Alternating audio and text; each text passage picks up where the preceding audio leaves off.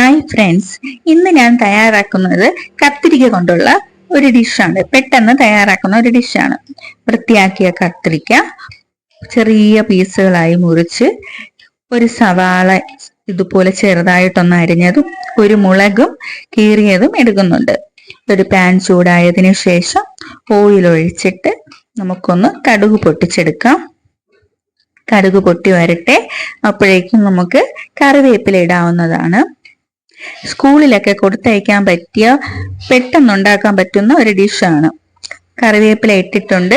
ആ സമയത്ത് നമുക്ക് മുറിച്ച കത്തിരിക്കയും സവാളയും പച്ചമുളകും ചേർത്ത് ഉപ്പും ചേർത്ത് നമുക്ക് ഇളക്കി യോജിപ്പിച്ചതിന് ശേഷം അടച്ചു വെച്ച് വേവിച്ചെടുക്കാം.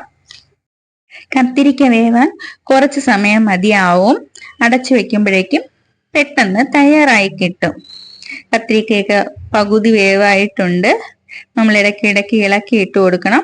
ഇപ്പൊ ഏകദേശം വെന്ത് തുടങ്ങി. ഈ സമയത്ത് മഞ്ഞൾപ്പൊടി അര സ്പൂൺ മുളക് പൊടി, അര സ്പൂൺ ഗരം മസാലയും ചേർത്ത് ഇളക്കി യോജിപ്പിക്കണം. നന്നായിട്ട് ഇളക്കി യോജിപ്പിച്ചിട്ട് വീണ്ടും കുറച്ചു നേരം കൂടി അടച്ചു വെച്ച് കുക്ക് ചെയ്യണം. നന്നായിട്ട് യോജിപ്പിച്ചെടുക്കണം.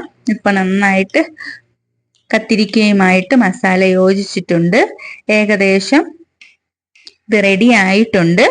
നമുക്ക് ഇനി ഒരു ബൗളിലേക്ക് മാറ്റാം. അങ്ങനെ നമ്മുടെ കത്തിരിക്ക മെഴുക്ക് പുരട്ടി റെഡി ആയിട്ടുണ്ട്. Thank you.